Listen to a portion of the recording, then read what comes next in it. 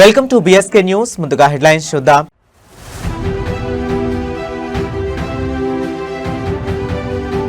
ప్రకాశం barrage వద్ద ఆగిన CM Chandrababu convoy. కృష్ణానది వరద ప్రవాహంపై స్వయంగా తనిఖీ.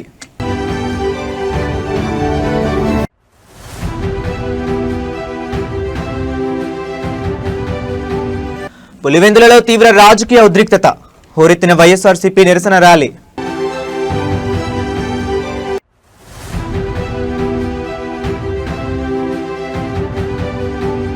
పాక్ బాక్సర్ ను చిత్తుగా ఓడించిన భారత వీరుడు. ప్రధాని మోదీతో నరేందర్ పంచుకున్న ఫన్నీ సీన్.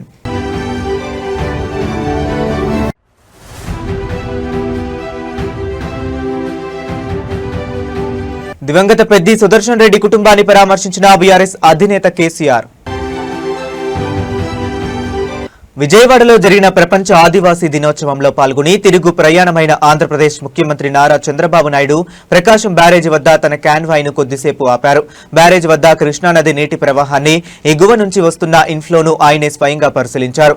ఈ సందర్భంగా నీటిపారుదల శాఖ అధికారుల నుంచి నీటి నిల్వలు, కాలువలకు విడుదల చేస్తున్న నీటి వివరాలను అడిగి తెలుసుకున్నారు. పట్టిసీమ ఎత్తిపోతల పథకం ద్వారా ఈ సీజన్లో ఇప్పటి వరకు ఏకంగా 17.52 టీఎంసీల గోదావరి నీటిని కృష్ణానదికి విజయవంతంగా తరలించినట్లు అధికారులు ముఖ్యమంత్రికి వివరించారు. ఎగువ నుంచి భారీగా వస్తున్న వరద ప్రవాహాల కారణంగా గోదావరి నది నుంచి ఇప్పటి వరకు 521 టీఎంసీల నీరు సముద్రంలో కలిసినట్లు అధికారులు వెల్లడించారు. పట్టిసీమ ద్వారా సమృద్ధిగా గోదావరి జలాలు వస్తున్న నేపథ్యంలో కృష్ణా డెల్టాలోని పంటలకు వివిధ కాలువల ద్వారా నీటిని విడుదల చేస్తున్నామని సీఎం చంద్రబాబు తెలిపారు. ప్రస్తుతం కృష్ణా తూర్పు ప్రధాన కాలువ నుంచి 3928 క్యూసెక్కులు, పశ్చిమ ప్రధాన కాలువ నుంచి 3115 క్యూసెక్కులు, గుంటూరు ఛానల్ నుంచి 115 క్యూసెక్కులు, మొత్తం కాలువలకు కలిపి 7158 క్యూసెక్కుల నీటిని సమర్థవంతంగా సరఫరా చేస్తున్నారు. పంట కాలువలకు నిరంతరం నీరు అందిస్తూ రైతాంగానికి ఇబ్బంది లేకుండా చూడాలని అధికారులను సీఎం ఆదేశించారు.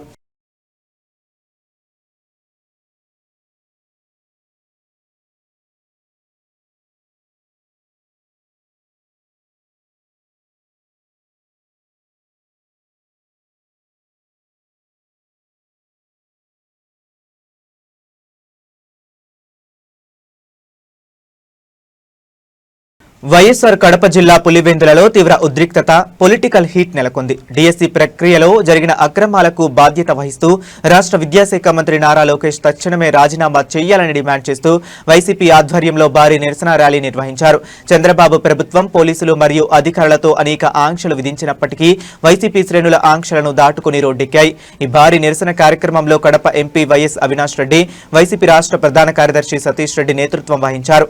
పులివెందుల వీధుల్లో జరిగిన ఈ ప్రదర్శన పెద్ద ఎత్తున విద్యార్థులు, నిరుద్యోగ యువత మరియు వైసీపీ నాయకులు తరలివచ్చారు. ప్లకార్డులు చేతబూని ప్రభుత్వం విద్యాశాఖకు వ్యతిరేకంగా భారీ ఎత్తున నినాదాలు చేస్తూ పులివెందుల పురవీధులను హోరెత్తించారు. ర్యాలీలో ఎంపీ వైఎస్ అవినాష్ రెడ్డి మాట్లాడుతూ నిరుద్యోగ యువత భవిష్యత్తుతో ఆడుకుంటున్న డిఎస్సి అక్రమాలపై కూటమి ప్రభుత్వం సమాధానం చెప్పాలని డిమాండ్ చేశారు. లోకేష్ రాజీనామా చేసే వరకు తమ పోరాటం ఆగదని స్పష్టం చేశారు. ప్రభుత్వం ఎన్ని అడ్డంకులు సృష్టించినా ప్రజలు, విద్యార్థులు స్వచ్ఛందంగా తరలివచ్చి కూటమి పాలనపై తమ నిరసన గళాన్ని విప్పారని పేర్కొన్నారు.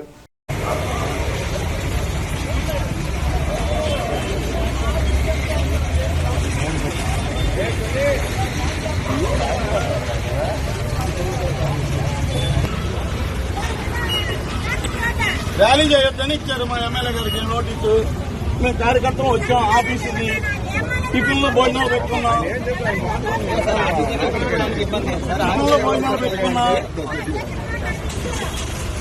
టిఫిన్లో కార్యకర్తలు అందరూ టిఫిన్ చేయాలా, టిఫిన్ పెట్టుకున్నాం. ఇక్కడ మీరు వచ్చి అటు ఇటు కాకుండా చేస్తే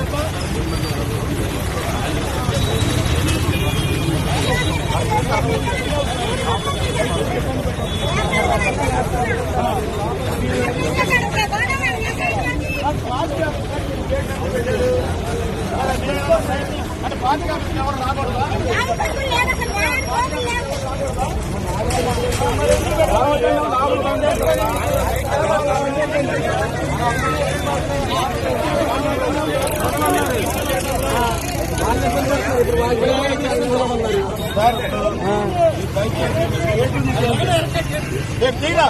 మీరు తప్పండి సార్, నేను ఆ బాబు తెలుపురా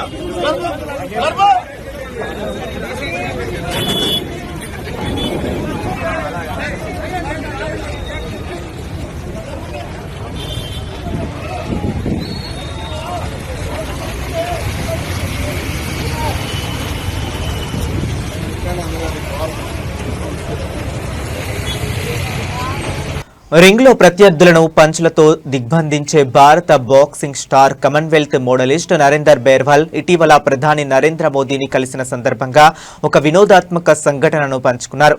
2015 వరల్డ్ మిలిటరీ గేమ్స్ లో తాను పాకిస్తాన్ బాక్సర్ ను ఓడించిన తరువాత చోటు చేసుకుంటున్న ఈ ఆసక్తికర ఉదాంతం వింటే ఎవరికైనా నవ్వు ఆగదు. 2015 world military games boxing Chowk లో పాకిస్తాన్ బాక్సర్ ను నరేందర్ బేర్వాల్ చిత్తుగా ఓడించారు. ఆ మ్యాచ్ పూర్తయిన తరువాత ఆ పాకిస్తాన్ ప్లేయర్ నరేందర్ దగ్గరకు వచ్చి తీవ్ర నిరాశతో మాట్లాడారట. నీ పేరు చూస్తే నరేందర్, నీకు శిక్షణ ఇచ్చిన కోచ్ పేరు నరేందర్, ఇక మీ దేశ ప్రధాని పేరు కూడా నరేంద్ర మోదీ, చివరకు నాకు నరేంద్ర అనే పేరు వింటుంటే తీవ్ర ద్వేషం వచ్చేసింది అంటూ సదరు పాక్ బాక్సర్ తన ఆవేదనను వెళ్లగక్కారట. కామన్వెల్త్ గేమ్స్ లో పతకం సాధించిన క్రీడాకారులతో ప్రధాని నరేంద్ర మోదీ ప్రత్యేకంగా ముచ్చటించిన సమయంలో నరేందర్ బేర్వాల్ ఈ సంఘటనను గుర్తు చేసుకున్నారు. ఇది విన్న ప్రధాని మోదీతో పాటు అక్కడున్న ఇతర అథ్లెట్లు నవ్వులో మునిగిపోయారు. భారత్ పాక్ క్రీడా పోటీల్లో ఈ సరదా సన్నివేశం ప్రస్తుతం సోషల్ మీడియాలో విపరీతంగా ట్రెండ్ అవుతుంది. वो पाकिस्तान की बात चल रही, मुझे किस्सा याद आ गया सर. 2015 वर्ल्ड मिलिट्री गेम थे और मेरी पाकिस्तान के साथ पहली फाइट आ गई थी और वर्ल्ड मिलिट्री गेम थे तो मिलिट्री वाले का फोन आया कि भी पाकिस्तान से नहीं आना है. तो फिर मैं फर्स्ट राउंड 4-1 से जीत गया, सेकंड राउंड 3-2 से जीत गया, पर दोनों के सर लग गए आपस में, तो दोनों के लग गए कट. वो फाइट तो मैं जीत गया. उसके बाद फिर दोनों चले गए हॉस्पिटल में टाके लगवाने के लिए. फिर 2014 में आप फर्स्ट टाइम प्रधानमंत्री जी में आए थे और जो हमारे साथ आर्मी का कोच गया हुआ था उसका नाम नरेंद्र राणा था. और फिर वो कई देर तक सोच के मेरे को बोला कि भाईजान एक बात बोलूं. हाँ बोलो.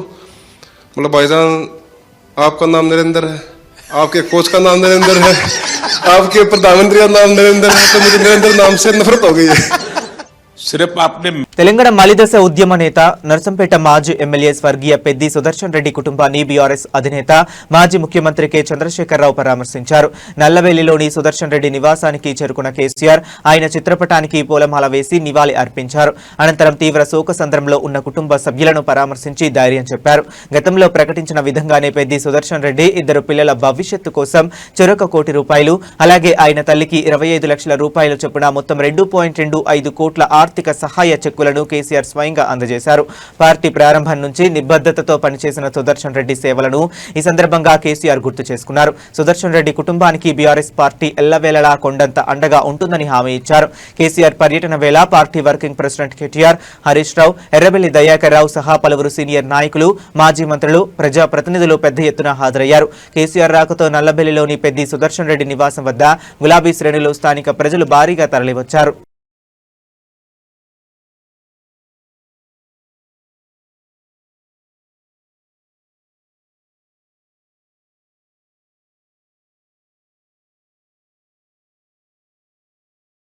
విశాఖపట్నంలో తీవ్ర ఉద్రిక్త వాతావరణం నెలకొంది. డిఎస్సీ ప్రక్రియలో అవకతవకలు జరిగాయంటూ విద్యాశాఖ మంత్రి నారా లోకేష్ రాజీనామాకు డిమాండ్ చేస్తూ వైసీపీ పిలుపునిచ్చిన రాష్ట్ర వ్యాప్త నిరసన ర్యాలీలకు పోలీసులు అడ్డుకుంటున్నారు. విశాఖ దక్షిణ నియోజకవర్గ పరిధిలోని జగదాంబ జంక్షన్ వద్ద పోలీసులు భారీగా మోహరించడంతో తీవ్ర అలజడి రేగింది. వైసీపీ నేతలు, కార్యకర్తలు పెద్ద ఎత్తున ర్యాలీగా బయలుదేరడానికి సిద్ధమవగా ప్రదర్శనలకు ఎలాంటి అనుమతి లేదంటూ పోలీసులు వారిని అడ్డుకున్నారు. జగదాంబ సెంటర్ కు వెళ్లే దారులన్నింటినీ ముళ్ల కంపలు, బారికేడ్లతో దిగ్బంధించారు. ర్యాలీలో పాల్గొనేందుకు వస్తున్న నాయకులను, ముందస్తుగా పలువురు కీలక నేతలను పోలీసులు అదుపులోకి తీసుకున్నారు. రహదారులపై మోహరించిన పోలీసులతో వైసీపీ శ్రేణులు తీవ్ర వాగ్వాదానికి దిగాయి. నిరుద్యోగుల భవిష్యత్తు కోసం శాంతియుతంగా నిరసన తెలియజేస్తుంటే ప్రభుత్వం పోలీసుల బలగాలతో అణిచివేసే కుట్ర చేస్తుందని వైసీపీ నేతలు మండిపడుతున్నారు. ఎక్కడికక్కడ బారికేడ్లు ఏర్పాటు చేయడంతో వాహనాల రాకపోకలకు తీవ్ర అంతరాయం ఏర్పడి జగదాంబ జంక్షన్ పరిసరాలు తీవ్ర ఉద్రిక్తంగా మారాయి. పరిస్థితి మరింత వికటించకుండా విశాఖ పోలీసులు అదనపు బలగాలను రంగంలోకి దించారు.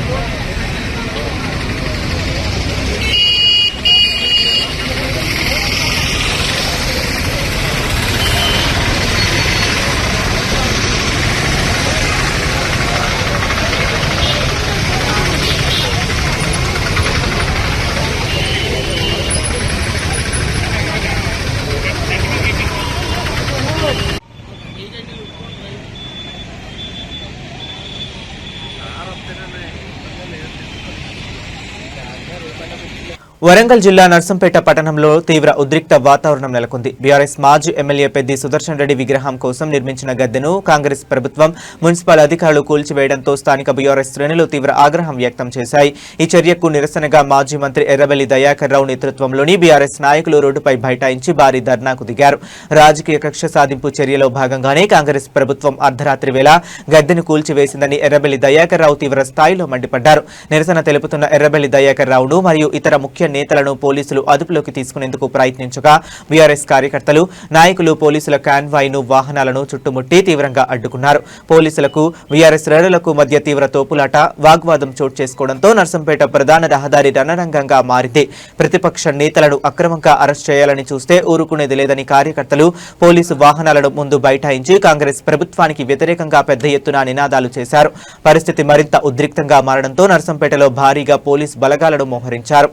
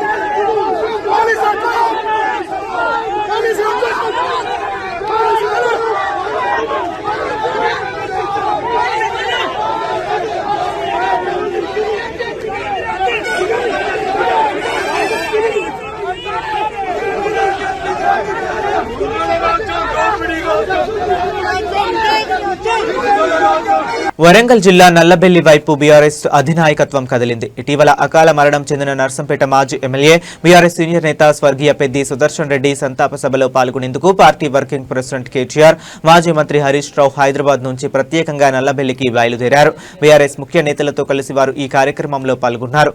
నల్లబెల్లిని పెద్ది సుదర్శన్ రెడ్డి స్వగృహం వద్ద ఏర్పాటు చేసిన సంతాప సభకు కేటీఆర్, హరీష్ రావు హాజరై ఆయన చిత్రపటానికి పూలమాలలు వేసి ఘనంగా నివాళి అర్పించారు. తెలంగాణ ఉద్యమం నాటి నుంచి నమ్మకమైన భాగస్వామిగా పార్టీ బలోపేతంలో పెద్ది సుదర్శన్ రెడ్డి అందించిన అసమాన సేవలను ఈ సందర్భంగా గుర్తు చేసుకున్నారు. సంస్కరణ సభ అనంతరం శోకసంద్రంలో ఉన్న సుదర్శన్ రెడ్డి కుటుంబ సభ్యులను పరామర్శించి వారికి ఆత్మీయ ధైర్యాన్ని అందించనున్నారు. ఇప్పటికే పెద్ది సుదర్శన్ రెడ్డి కుటుంబానికి బీఆర్ఎస్ పార్టీ 2.25 కోట్ల ఆర్థిక సహాయాన్ని అందించిన విషయం తెలిసిందే. ఉద్యమ సహచరుడి పిల్లల భవిష్యత్తు, కుటుంబ బాధ్యతలను పార్టీ నిరంతరం పర్యవేక్షిస్తుందని నాయకులు స్పష్టం చేశారు. కేటీఆర్, హరీష్ రావు రాకతో ఉమ్మడి వరంగల్ జిల్లాకు చెందిన గులాబీ ప్రజాప్రతినిధులు, మాజీ ఎమ్మెల్యేలు మరియు వేలాది మంది కార్యకర్తలు నల్లబెల్లికి తరలివచ్చారు.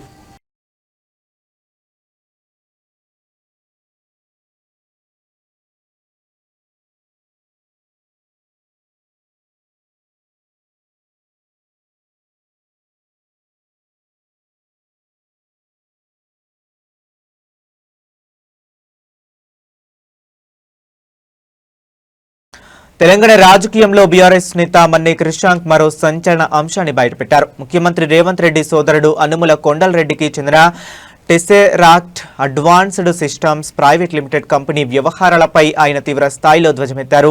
కేవలం 1 లక్ష పెట్టుబడితో నడుస్తున్న ఈ కంపెనీ వెనుక భారీ అక్రమాలు జరుగుతున్నాయని ఆరోపించారు.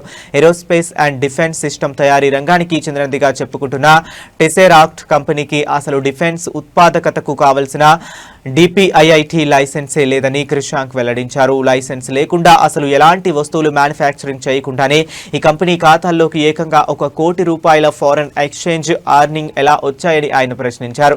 మరింత దారుణమైన విషయం ఏంటంటే ఏరోస్పేస్ వంటి కీలక రంగంలో ఉన్నాయని చెప్పుకుంటున్న ఈ కంపెనీలో ఒక్కరంటే ఒక్క ఉద్యోగి కూడా లేరని బీఆర్ఎస్ నేత ఆరోపించారు. పటాన్చెరులో శ్రీకృష్ణ నగర్లో ఉన్న ఒక చిన్న ఇంట్లోనే ఈ కంపెనీ చిరునామా చూపించారని, పేర్లు కూడా కేవలం ₹1,00,000 క్రిషాంక్ ఆధారాలను ప్రదర్శించారు. బూటకపు కంపెనీ వ్యవహారాలపై ప్రభుత్వం తక్షణమే సమాధానం చెప్పాలని మన్నే క్రిషాంక్ డిమాండ్ చేశారు. ఇక అన్నిటికంటే పెద్ద నేరం ఏంటిదంటే ఇవాళ ముఖ్యమంత్రి గారు చేసిన నేరం ఈ యొక్క తెలంగాణ ఏరోస్పేస్ అండ్ డిఫెన్స్ ఇల్లు ఏదైతుందో దీనికి ఈ భూమిని కేటాయించారు. 100 కోట్ల పైన విలువ గల రావిరియాలలో 4th సిటీ గేట్వే అని అంటారు. 4th సిటీ ఎందుకబ్బా అంటే ఇగోండి దీనికోసం కొండల్ గారికి 20,234 చదరపు మీటర్ల భూమి అంటే సుమారు 5 ఎకరాల భూమి సొంత తమ్మునికి ఇవాళ ఎంత ఇగోండి ఇది టీజీఐఐసి యొక్క డాక్యుమెంట్. టీజీఐఐసి యొక్క డాక్యుమెంట్ ఇందులో చాలా స్పష్టంగా ఉంది. 12 June 2025 12 June 2025 ₹3,707 Tesseract advance private systems లిమిటెడ్కి ఈ యొక్క భూమి కానీ నడుస్తున్నదేమో ఈ ఇంట్లో. దాన్ని చూసుకుంటే సుమారు 5-6 కోట్లు 5-6 కోట్లలో 7 కోట్లలో ఇచ్చేసారు. 100 కోట్ల భూమి. ఇది కేవలం భూమి విలువ కాదు. ఇది ఒకటేమో ఫారెన్ ఎక్స్చేంజ్ ఎర్నింగ్స్ అంట, ఇంకొకటేమో ఈ యొక్క డొల్లా కంపెనీని షెల్ కంపెనీని అడ్డం పెట్టుకొని అమెరికా వాళ్ళని కూడా మోసం చేస్తూ అమెరికా వాళ్ళతోని సమావేశాలు పెడతాడంట. సూటు బూట్ వేయగానే అనుముల కొండలరెడ్డి గారు ఏరోస్పేస్ అండ్ డిఫెన్స్ యొక్క ఎక్స్పర్ట్ అయిపోయారంట వారు సూట్ వేయగానే. అది ఇంట్లోకి వెళ్ళి నడుస్తున్నదంట. ముఖ్యమంత్రి గారు సొంతంగా వాళ్ళ తమ్మునికే భూమిని కట్టబెట్టిర్రు. జోగులాంబ గద్వాల్ జిల్లా బీచుపల్లి పుష్కర ఘాట్ వద్ద ఒక అరుదైన ఆసక్తికర ఘట్టం చోటు చేసుకుంది. కృష్ణానది వరద ప్రవాహంలో కొట్టుకొచ్చి ఒడ్డుకు చేరిన ఒక పెద్ద ముసలిని చూసి భక్తులు మొదట భయాందోళనకు గురయ్యారు. అయితే అక్కడ ఉన్న పుష్కర ఘాట్ పురోహితుడు అనిల్ శర్మ చేసిన పని ఇప్పుడు నెట్టింట తీవ్ర వైరల్ గా మారింది. ఒడ్డుకు వచ్చిన ముసలిని చూసి వెనకడుగు వేయకుండా పూజారి అనిల్ శర్మ దాన్ని ప్రత్యక్షంగా వరుణదేవుడి వాహనంగా భావించి పూజలకు శ్రీకారం చుట్టారు. పసుపు, కుంకుమ, పుష్పాలతో అభిషేకం చేస్తూ మంత్రోచ్చరణల నడుమ ప్రత్యేక పూజలు నిర్వహించారు. వర్షాలు సమృద్ధిగా కురిసి పాడి పంటలతో ప్రజలంతా సుభిక్షంగా ఉండాలనే ఉద్దేశంతో ఈ పూజలు చేసినట్లు పురోహితుడు వెల్లడించారు. పూజా కార్యక్రమం ముగిసే వరకు ముసలి కూడా ఎలాంటి హాని తలపెట్టకుండా ప్రశాంతంగా ఉండడం స్థానికులను, భక్తులను ఆశ్చర్యపరిచింది. సమాచారం అందుకున్న అటవీశాఖ అధికారులు, పోలీసులు స్థానిక మత్స్యకారుల సహాయంతో ముసలిని సురక్షితంగా అదుపులోకి తీసుకుని తిరిగి కృష్ణానది లోపలికి విడిచిపెట్టారు. బీచుపల్లి పుష్కర్ ఘాట్ వద్ద జరిగిన ఈ వింత పూజల వీడియో ప్రస్తుతం సోషల్ మీడియాలో విపరీతంగా ట్రెండ్ అవుతుంది.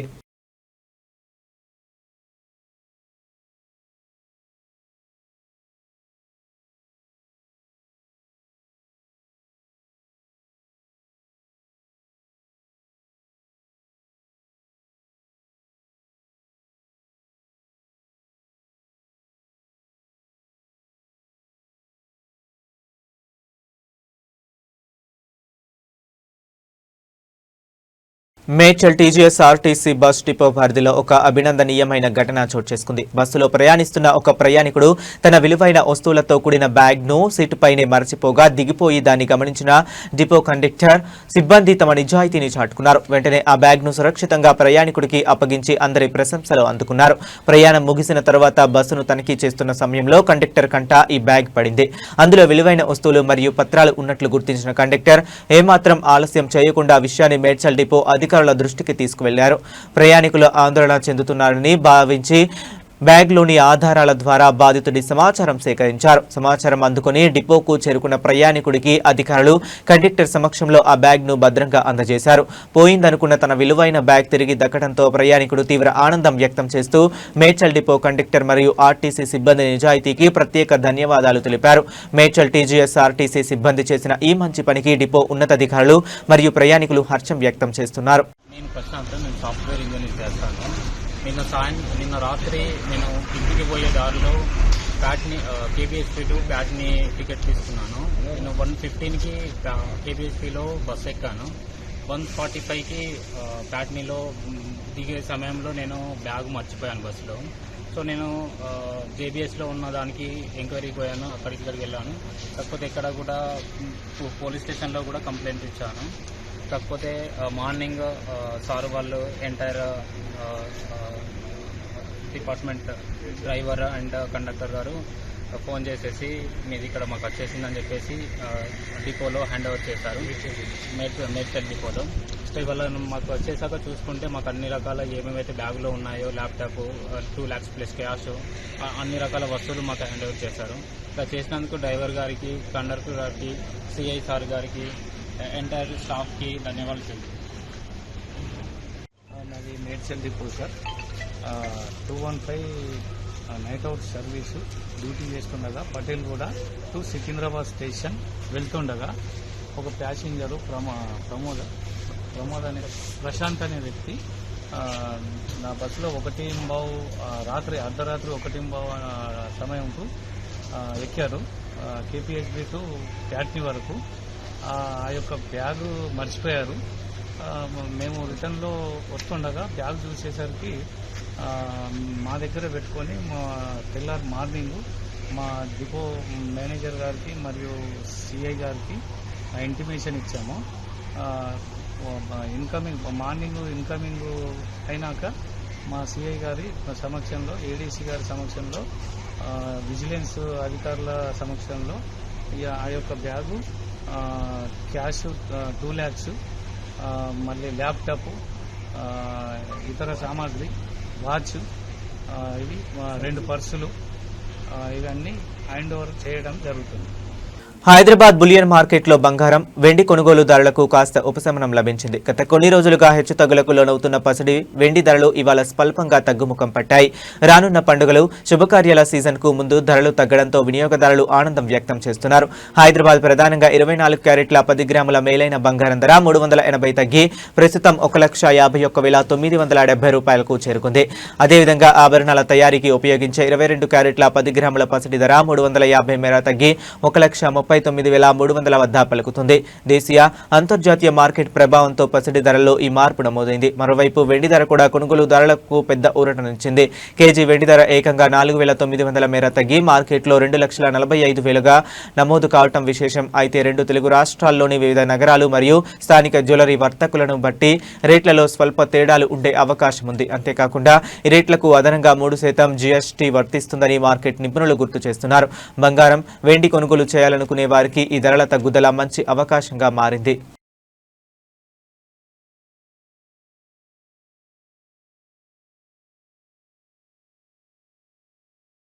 బంగాళాఖాతంలో మళ్లీ వాతావరణ చలనాలు మొదలయ్యాయి. ఈ నెల 13వ తేదీన బంగాళాఖాతంలో మరో అల్పపీడనం ఏర్పడే అవకాశం ఉందని భారత వాతావరణ శాఖ వెల్లడించింది. దీని ప్రభావంతో ఇవాల్టి నుంచి శనివారం వరకు కోస్తాంధ్ర, రాయలసీమ వ్యాప్తంగా అక్కడక్కడ వర్షాలు కురిసే అవకాశం ఉందని అధికారులు తెలిపారు. నైరుతి రుతుపవనాల సీజన్ ప్రారంభమైనప్పటి నుంచి ఎల్నినో ప్రతికూల ప్రభావ వాతావరణంపై తీవ్రంగా పడింది.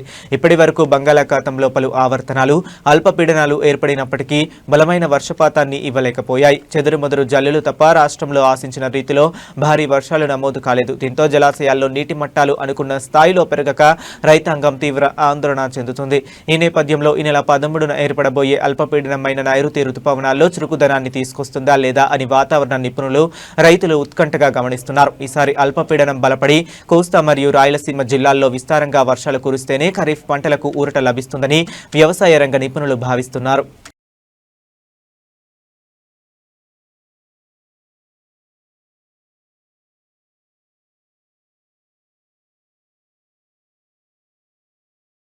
ఇవి ఇప్పటి వరకు ఉన్న అప్డేట్స్. మరిన్ని అప్డేట్స్ కోసం కీప్ వాచింగ్.